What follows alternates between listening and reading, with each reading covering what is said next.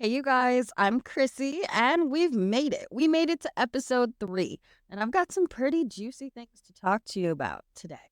So, if this is your first time tuning in, your first time hearing me listening to the podcast, I'm Chrissy, otherwise known as Chrissy HQ. I'm a full time streamer on Twitch, Kick, YouTube, TikTok, and I'm a content creator. Oh, God. Hey guys, I'm Chrissy and we made it. Episode 3. Can you believe it? Cuz I'm having a hard time believing it. But I've got some juicy things today that I want to talk about, and if this is your first time tuning in or listening to me, again, I'm Chrissy. I go by Chrissy HQ on all socials. I'm a full-time streamer and a full-time content creator in the gaming and lifestyle industries. But to hear more about that and more about me, check out episode 1 where everything is explained. And yeah, let's begin. First, though, I'd like to shout out a few brands, a few cool things that I'm wearing today. And I'm going to make this a segment, a new small segment in the podcast. I love supporting other organizations, brands, content creators through merch because who doesn't love shopping? So let me shout out a few brands that I am supporting and rocking today. Let's start out with Regiment. This is my Regiment jersey. It does have Chrissy HQ on the back and my lucky number 4.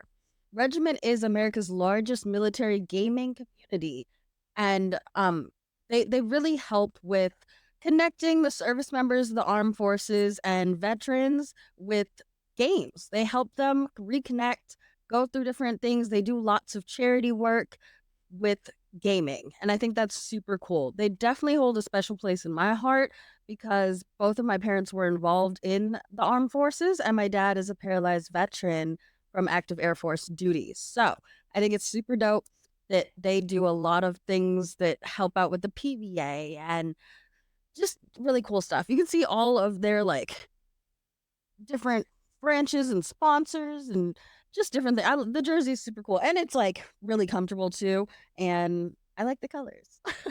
But so there's that. Shout out Regiment.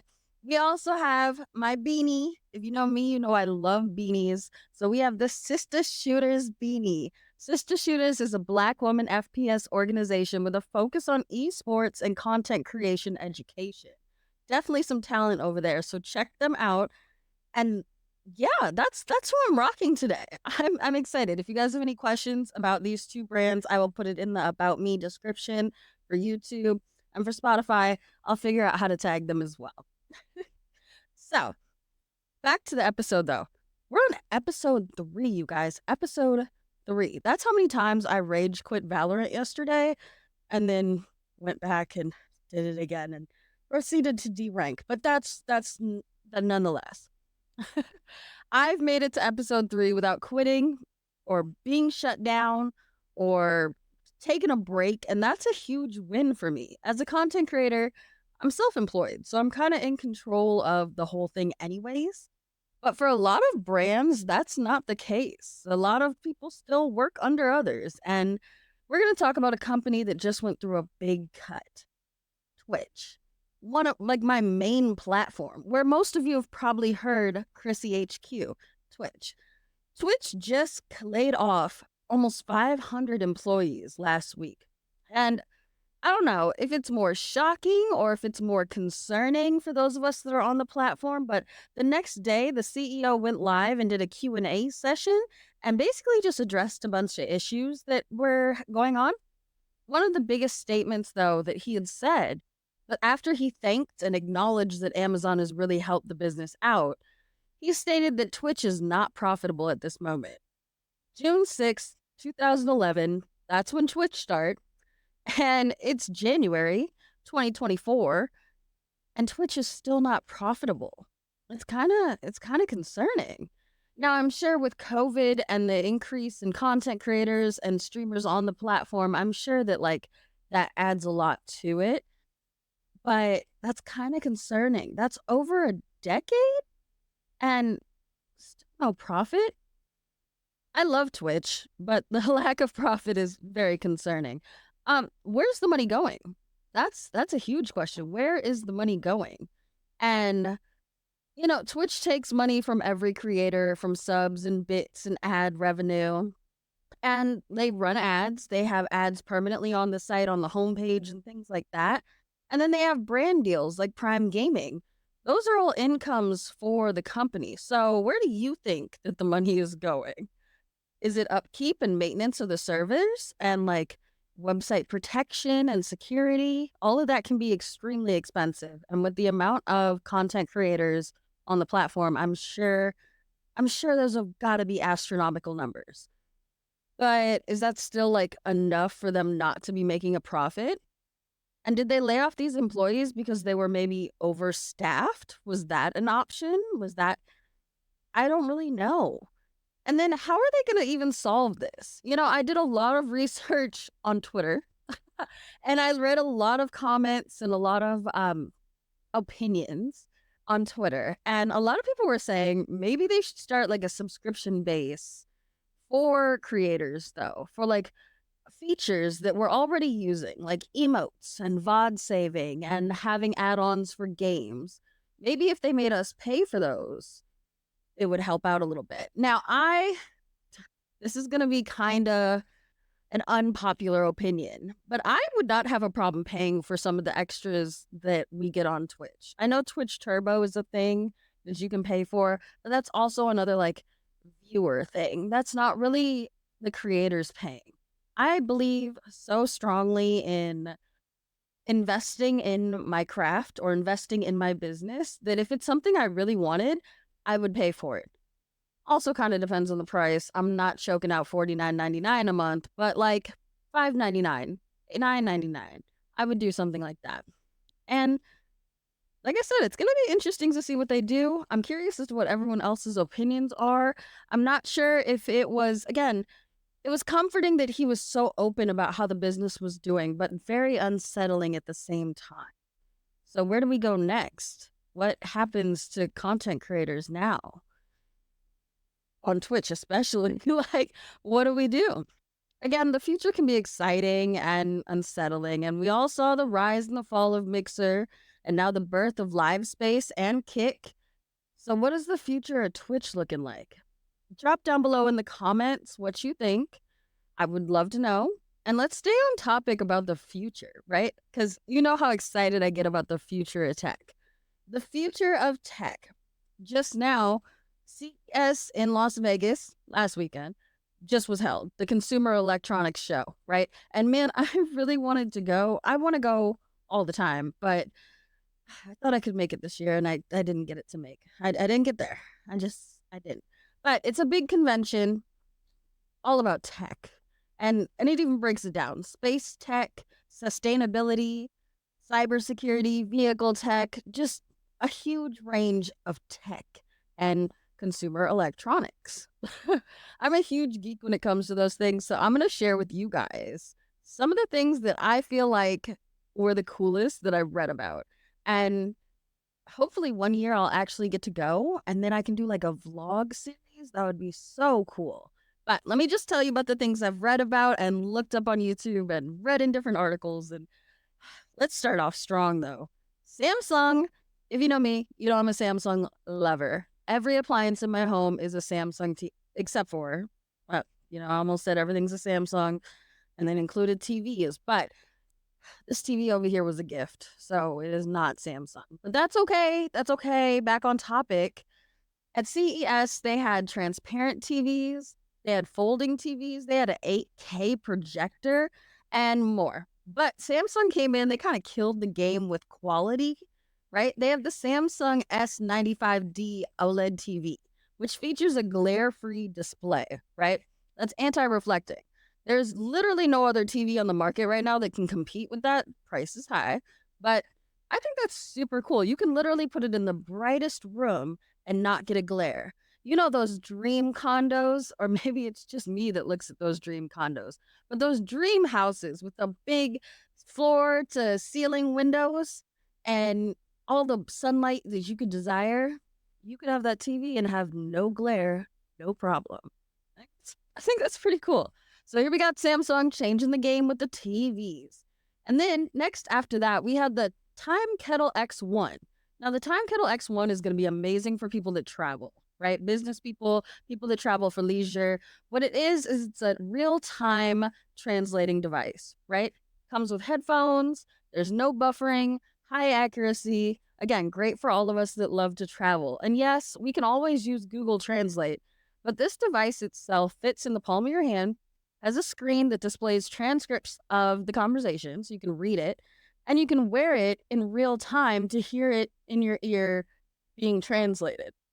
Now, they're making several different series of this, and they're going to have so many different modes. There's even going to be one where you can provide real time translations for up to 20 people. And that's kind of crazy. That's going to make those overseas meetings, those business deals that are international, just so much better. But more about those business deals later, because there's way more that's going to help with that. Obviously, my main content centers around gaming. So we cannot just sit here and not talk about the awesome gaming announcements and products that were released, like the MSI Claw, which is a new handheld gaming device, right? This is the one with the latest Intel processor and an amazing new design with increased ventilation. They were really hitting hard on that, right? So you can game for hours. It's not going to overheat. You're not going to have any issues. There's no question on how the display is going to compete with an OLED Switch, but with all the other great stuff that it's offering, I think it's going to be a heavy hitter when it does drop later on this year. I thought that was super unique.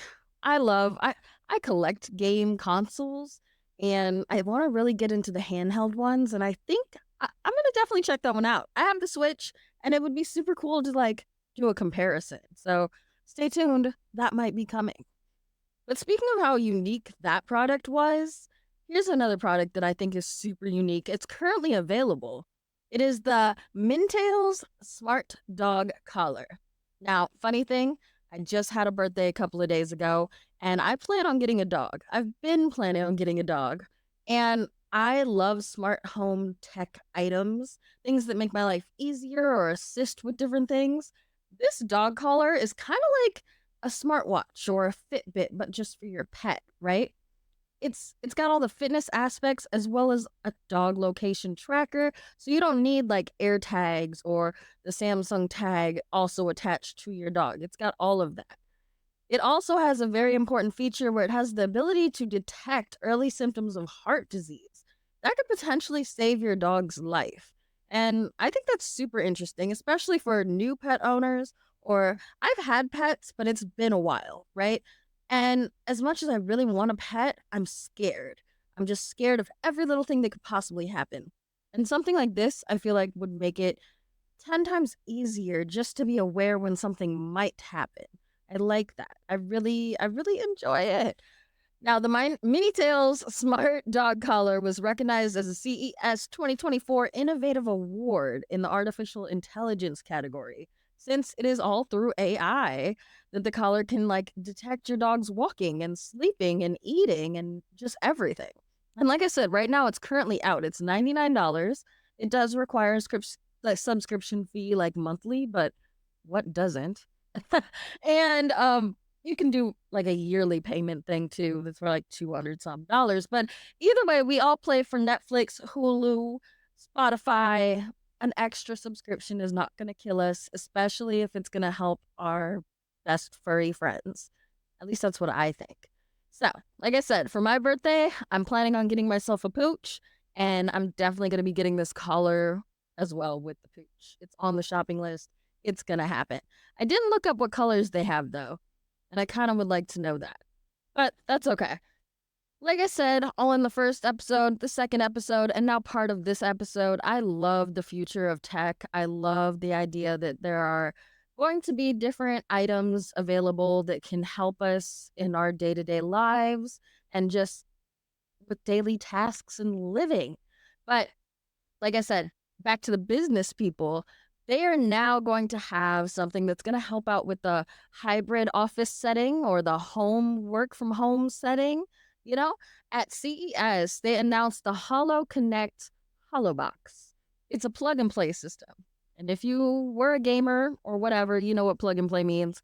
Basically, you connect it to the internet, you plug it in, and you're good to go. But this system is going to turn you into a hologram. This can help change the way office meetings can be held. And for those that do international meetings and international business calls, that's going to be a game changer. No long flights to another country.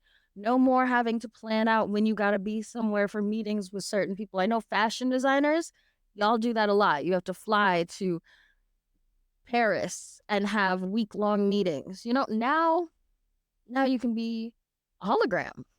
It's a game changer. Now, like I said, it's already available. The price isn't even on the website though, because it is such a high price and the item itself is very, very large. But even though all of those things like don't make it really available for the usual consumer or the everyday consumer, it's still an option. And I think it's just one step closer to being able to pull up a hologram in my room one morning and talk to my parents. We're getting closer. We're getting so much closer. And I love that. I'm excited, you guys. I'm over here like huffing and puffing. I feel like I raced through this, but either way, CES was awesome. There were so many other things that were announced and talked about, like a new VR headset from Sony and an awesome new AI personal assistant from Rabbit. I think that's super cool. I love AI. If you're not catching on, definitely look up the Samsung Music Frame. It's a new, like aesthetically pleasing speaker system from Samsung, one of my favorite brands. So I will be checking that out. Google it, please. And then there's even going to be a GE indoor smoker. Now, I don't cook, right? But for the people that I know that cook, there's some people I know that really intensely cook. But they live in apartments or condos or townhomes, and some live in houses, and the weather just isn't always great. How awesome is it going to be that they can smoke a variety of different meats inside their house? Like, that just opens up so many options for those people who want to cook or who want to experiment. And I love that. I I won't be using it, but I think it's just cool. The future of tech is headed in such an amazing way. Definitely look up CES 2024 was just held in Las Vegas, and just look at all the stuff that was announced.